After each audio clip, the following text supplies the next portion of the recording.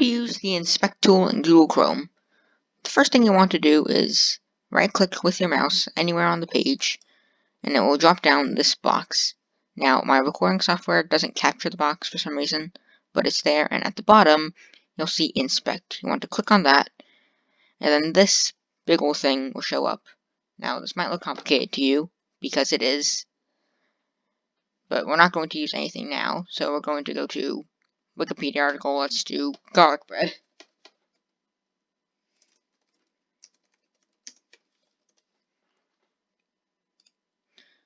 So here's the garlic bread page, and so now we want to go to Inspect at the bottom of the box.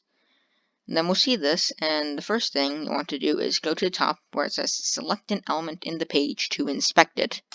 Click on that, and find the text that you want to edit. We're going to edit this, the first text. And so it says P here, so at the arrow here on the left, click on that. Then you'll see all the text. And then if you double click the text, it gets highlighted and you can edit it. So we just changed the garlic bread to HHHHH. And now we can change everything else.